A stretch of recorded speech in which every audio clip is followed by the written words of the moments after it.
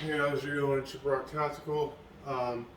Today, early this morning, I'm going to show you guys some techniques that are very effective, um, especially with firearms. So, let's say you got a gentleman approaching you, one on one.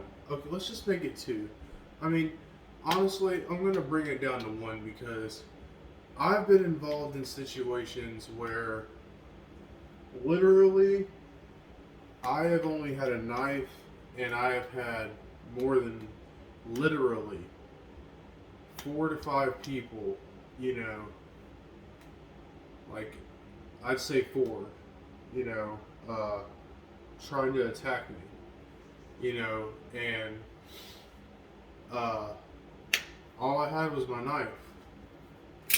Nothing nowhere near as nice as this, but you know, they can only attack from so many distances because they don't want to risk trying to bum rush you and then stabbing themselves. So they're going to send one of their buddies in first, but they're going to be followed up close behind him in case he gets effed up. He's going to try to come in and get you. So, you know, at this point, I'm going to be here. So, because he's going to swing in like this, or like this, or like this. So, if he swings in like this to my throat, oh, I'm automatically, swoop, boom, swoop, boom, back kick the spread. Oh, he's dead. I just totally, he swung for my throat like that. I immediately, swoop, removed his hand, stabbed him in his throat, brought his neck down, boom, put right where they call the kill, that perfect kill shot, stabbed him right there, and then his buddy comes in, boom, back him up, got his knee hyperextended, broke is what I aim for, because I mean I break 2x4s with one kick, so his knee's going back. I mean, I can break two by fours with one kick. So, his knee's going straight back. So I mean, but just in case he's a tough ass dude, and he wants to come in, he's going to be limping, and he's not gonna be he's not gonna be wanting to do this because he's gonna have to switch knees and do that, and that's not going to be comfortable to him because whatever knife he's got his hand in, that's what he's comfortable with. I'm ambidextrous, because I've been training for so long. Most people aren't. So, on that note, I'm ambidextrous when it comes to fire with pistol play, with one-handed though. At 3 to 8 yards, 8.5 feet out max, because like I'll show you later why that is. But for the most part, I'm a left-handed shooter. But when it comes to knife fighting, I'm definitely professionally ambidextrous. Whatever I can do with my left, I can do with my right. No BS. So you got this dude after his friend came in to slice at your throat, and they come quick, so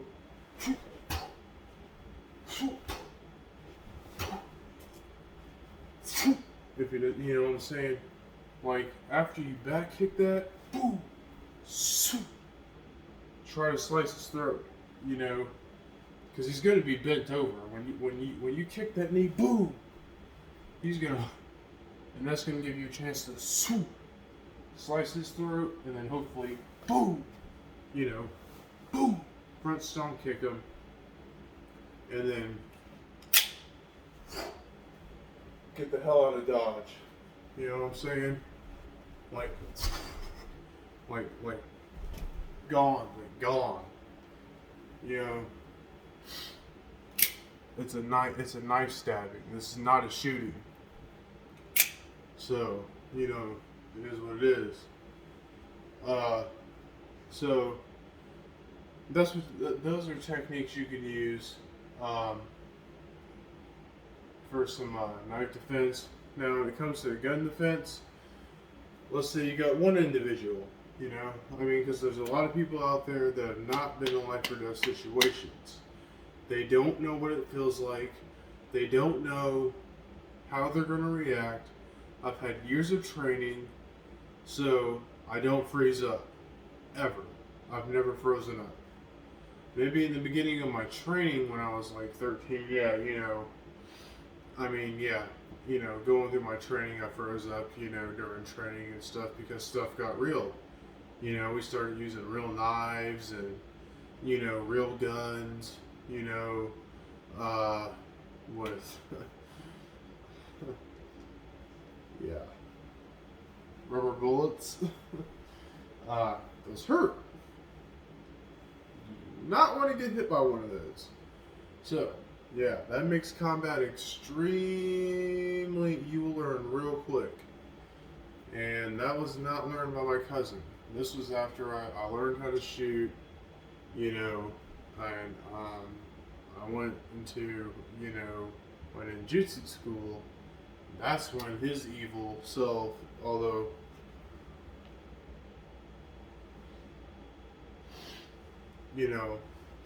I love that man to death,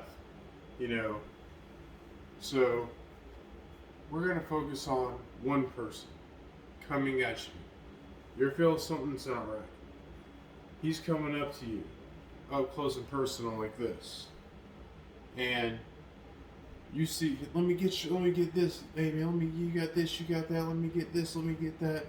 No, brother, I'm cool. You're just take one step back. No, I'm cool.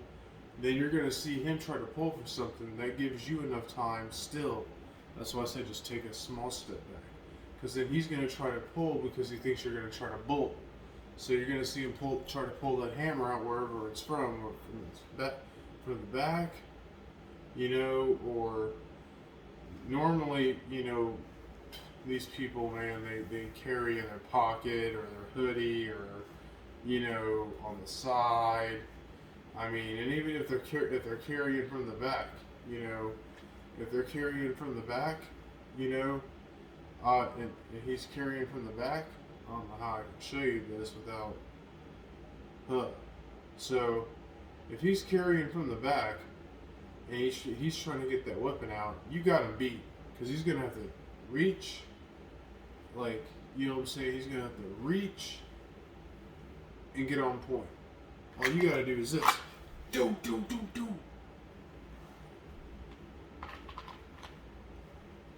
So, but there are other techniques to hold him there. So, if he's reaching for his back, you know what I'm saying? Pull your gun out. Hey, stop. And he tries to pull that gun. Boom. And he wants to let another round loose. Boom. 2 to the chest, or 2 to the chest, 2 to the heart, whatever. He's done. I mean, you can shoot him sternum wherever you want to do it, wherever you please.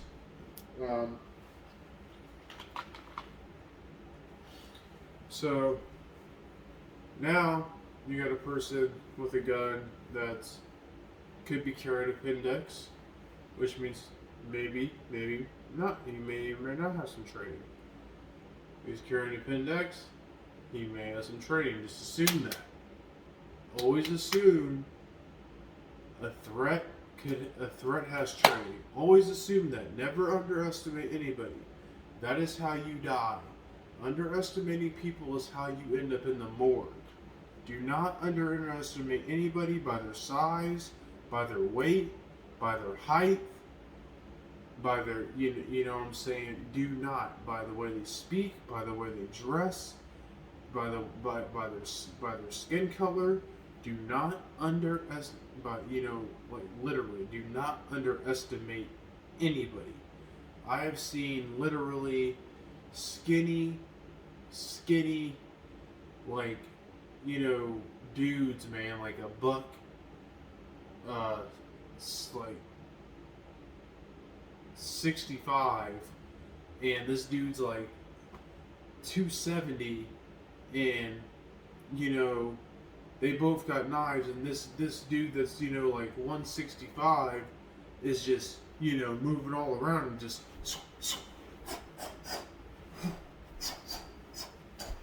dabbing them up, man. Boom, boom. Notice that was a tactic. You know what I'm saying? He boom, boom, dabbed him twice up in the kidney. And then he tried to cut him, and he backed up real quick. And they sliced him through his throat. Boom. And they may not have all that training, but I'm saying that they're quick. They're quick. So don't think because when it comes to knife play and gun play, all that tough guy stuff with who's bigger, who's stronger, it's out the window. It's who is faster and who can put their weapon where it needs to be on that target, whether it's a knife or a firearm. End of story. So if I got someone's coming at me appendix and we're in an up close personal situation, hey man, can I see this? Oh, that looks cool. Can I see that? That's always my damn phone, man. I don't understand it. Like, they always want to see my phone. Oh, what type of phone is that? Galaxy, Note 20. Oh man, let me see that. No, I'm cool, brother. I got my work. I got my work on here. I don't let anybody see my phone. Man, then let me see your phone. I'm going back to a real life situation. But let's say he was carrying an appendix, and he tried to lift up his shirt to go for that. I would immediately held him there, held it down, pulled my firearm out. Even though I didn't clear two gun, I still made it out, and I had him there pinned. So, and then I would have said, "Hey, dude, stop struggling." He wouldn't have quit struggling, and I would have backed up if you had tried to pull out. Boom, boom, boom. Drop two to the chest, or two to the center mass.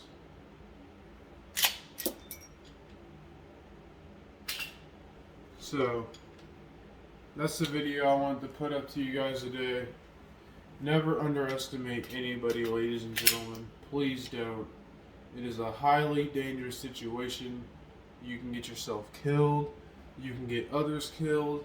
If you're not training and you're not out in the field, you're not at home training, you're not working out, you're not aware of your surroundings, what's going to happen is you're going to get other people shot. You're going to have stray bullets flying through other people's stuff, or God forbid, who knows, man?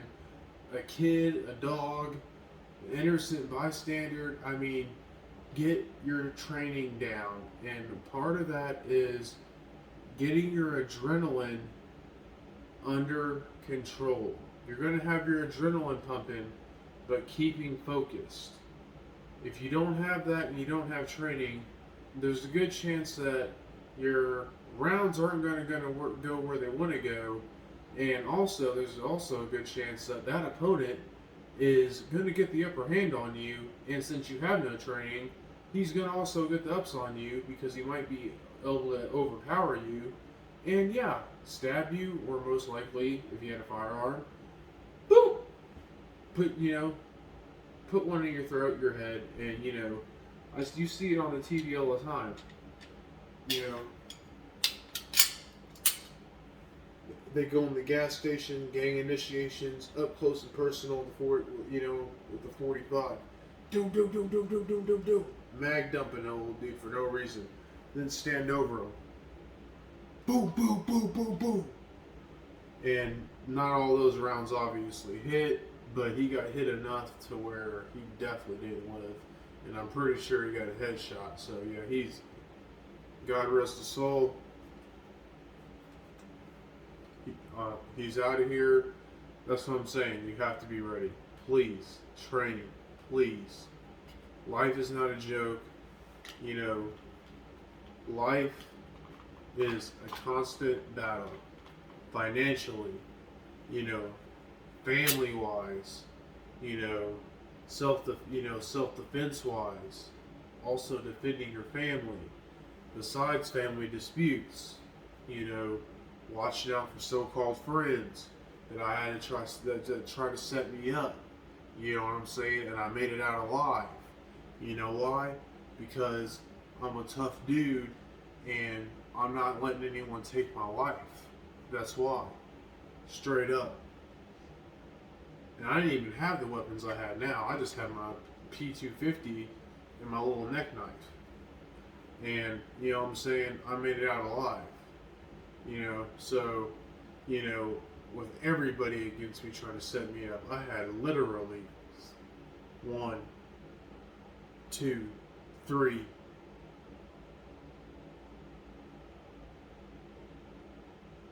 4 people trying to set me up. Three dudes and a woman, and one of them was supposed to be my friend.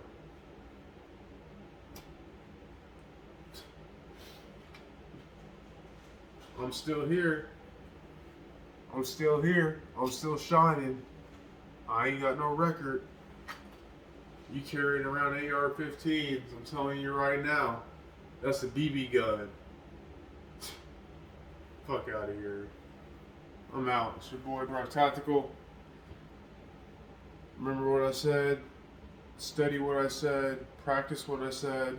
I put it in slow motion for you guys to practice these moves.